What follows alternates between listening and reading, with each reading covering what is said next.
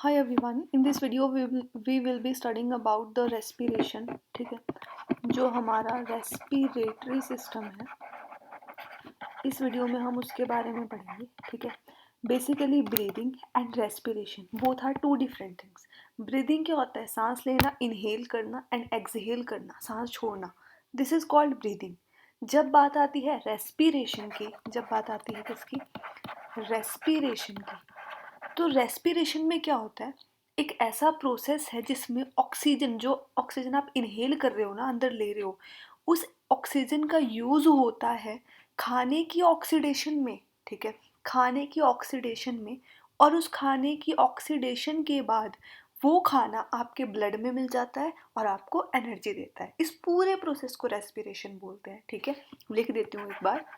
Process in which oxygen is used in the oxidation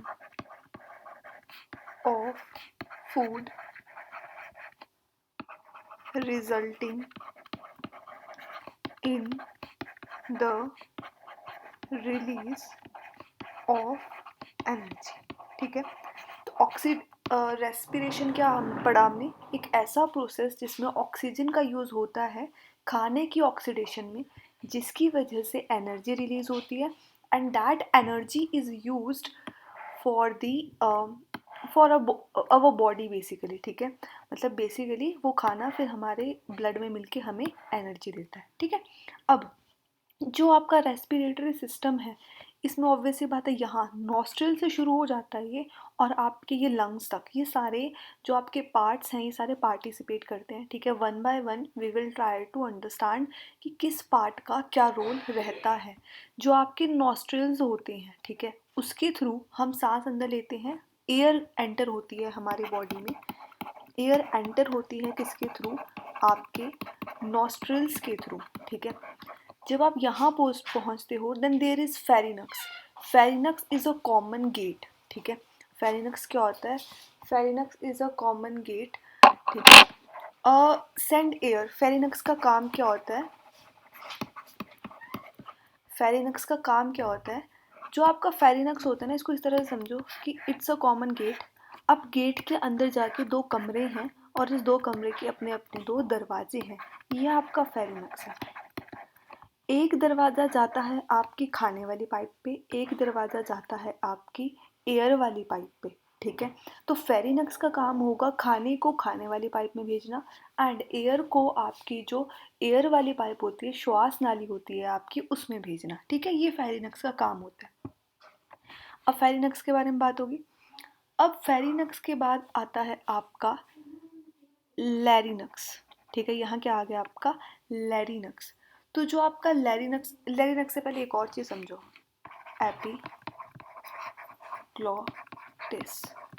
epiglottis. ठीक है, ये जो आपका एपिग्लॉटिस होता है ना, यहाँ जैसे होता है फेरिनक्स के बाद आपका एपिग्लॉटिस आ जाता है.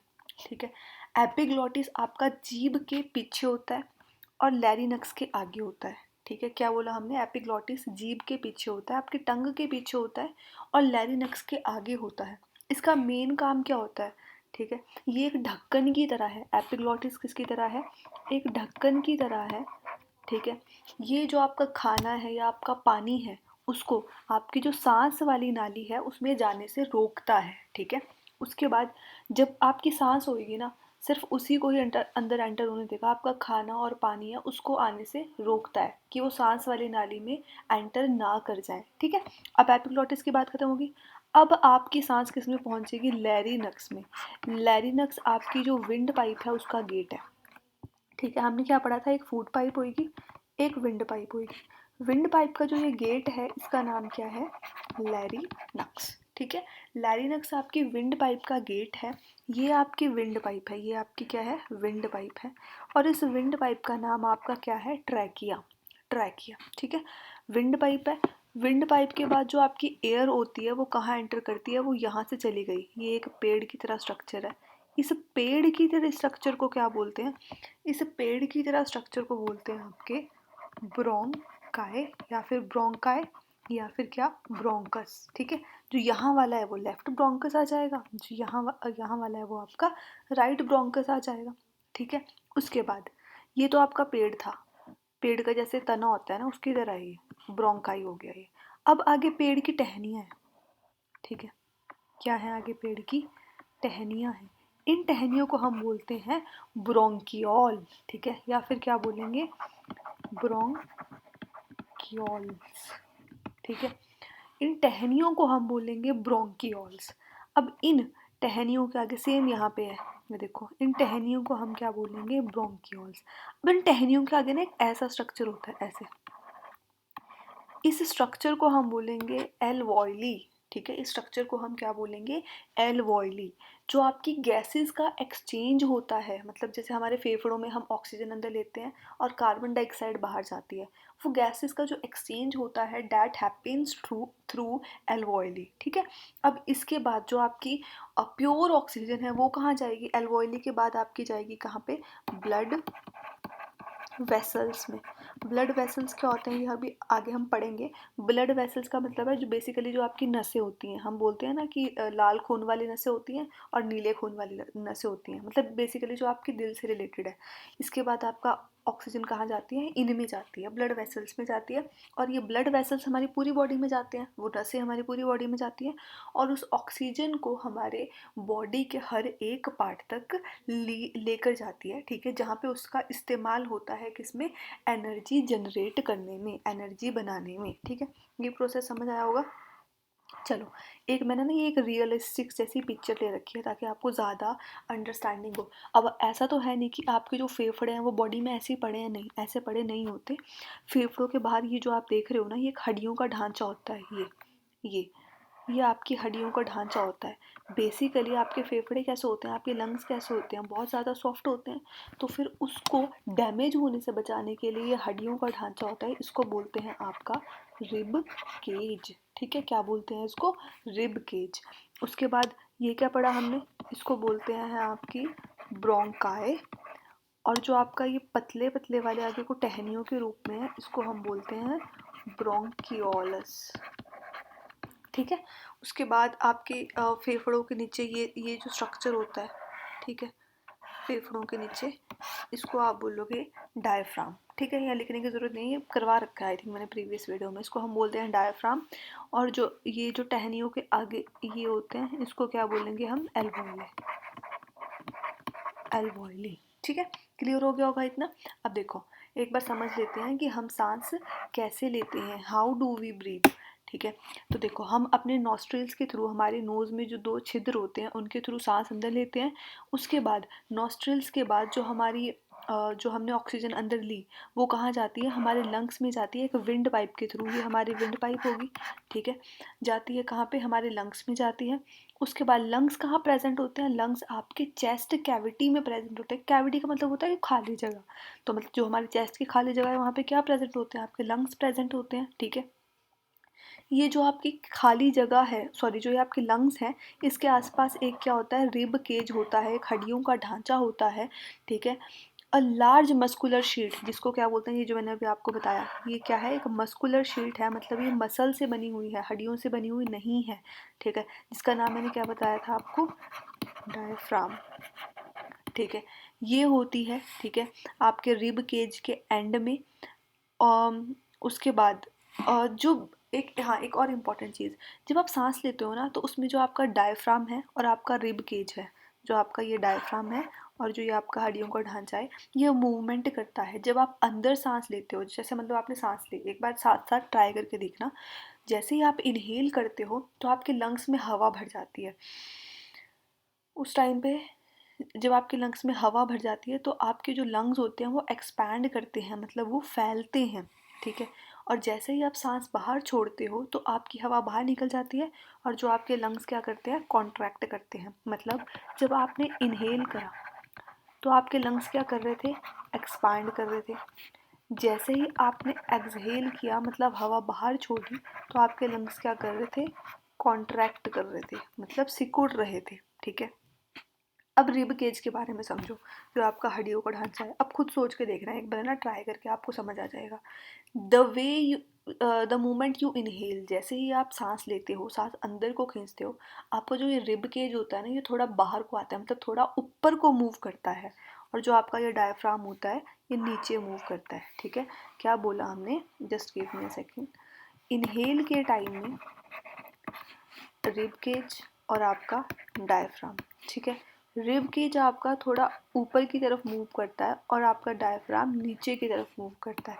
जैसे ही आपने एक्सहेल करा, मतलब सांस बाहर छोड़ दी, आपका रिब केज अपनी ओरिजिनल पोजीशन में आ जाएगा, मतलब नीचे की तरफ मूव करेगा, और डायफ्राम भी अपनी ओरिजिनल पोजीशन में आ जाएगा, मतलब ऊपर की तरफ मूव करेगा। ठीक है, ये चीज़ होती है, समझ आ गया होगा।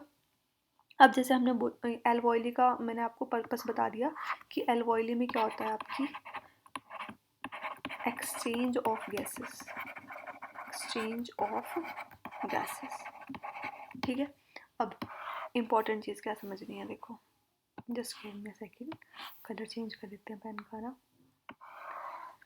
हम देखो, जब अब देखो, एनवायरनमेंट में तो नाइट्रोजन भी है, ऑक्सीजन भी है, कार्बन डाइऑक्साइड भी है। अब हम ऐसा तो है नहीं कि जब हम ब्रीद कर रहे हैं तो सारी गैसें छांट छांट के अंदर बॉडी में आ रही है, नहीं।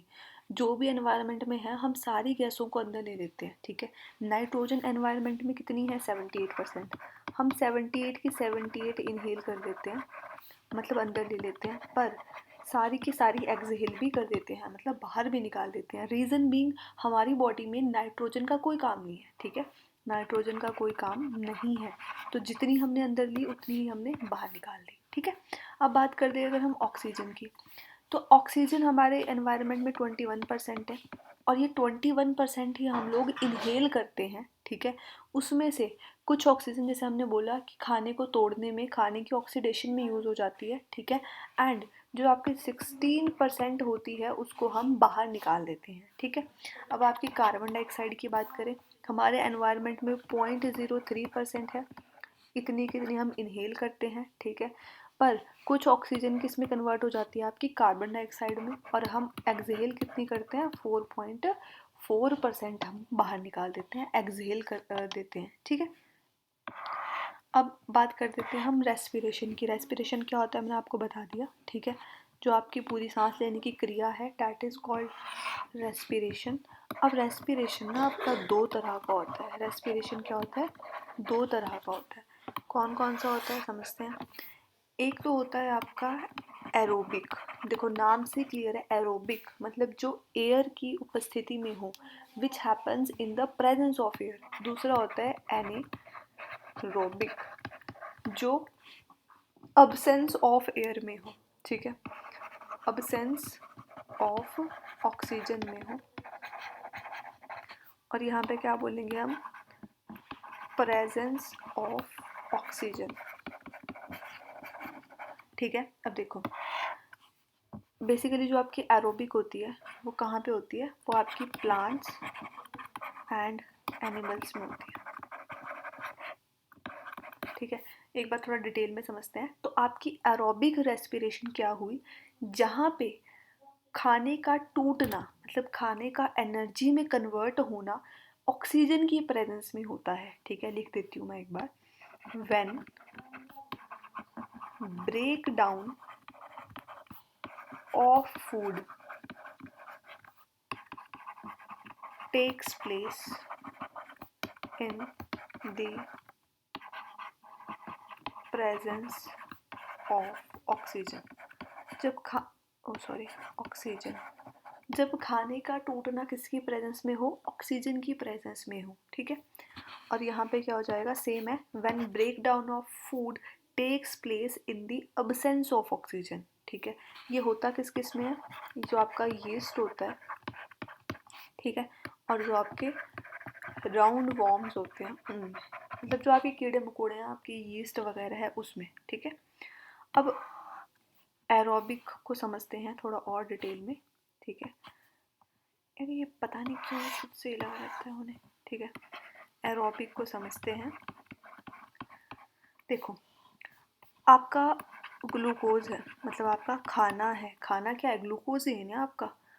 ऑक्सीजन की प्रेजेंस में, इन प्रेजेंस ऑफ ऑक्सीजन कैसे टूटता है, कार्बन डाइऑक्साइड निकलती है, वाटर निकलता है और एनर्जी निकलती है। कितनी एनर्जी निकलती है?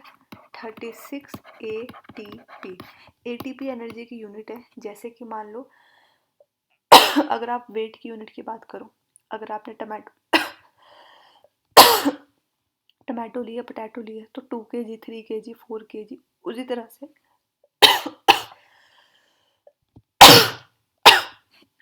I am sorry guys, energy की जो आपकी यूनिट होती है वो ATP होती है। ठीक है, ATP की फुल फॉर्म क्या होती है? Adenosine try phosphate. ठीक है, ये चीज़ है।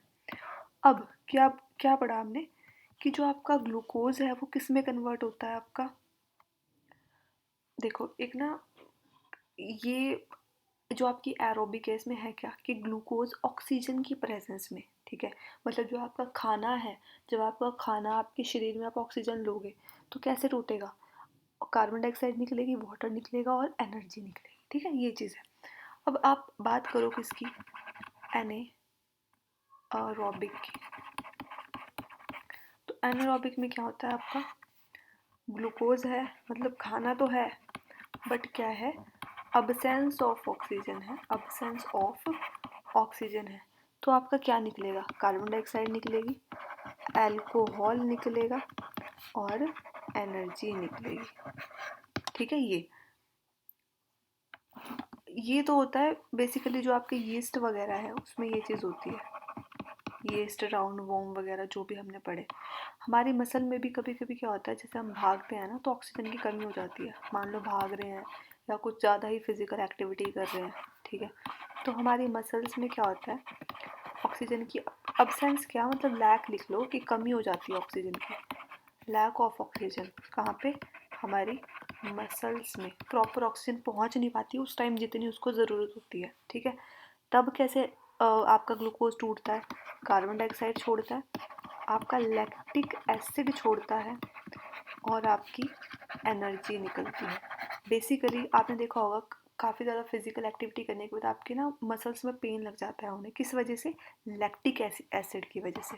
ठीक है, क्योंकि प्रॉपर ऑक्सीजन मिल नहीं पाई और उसकी वजह से वहाँ पे क्रैम्प्स और पेन वगैरह शुरू हो जाती है। ठीक है, जब आप रनिंग करते हो, साइकिलिंग करते हो, तो उस टाइम पे ये चीज़ें हो सकती है। ठीक है, तो ये तो था आपका रेस्पिरेशन। बाकी नेक्स्ट टॉपिक नेक्स्ट वीडियो में। Thank you.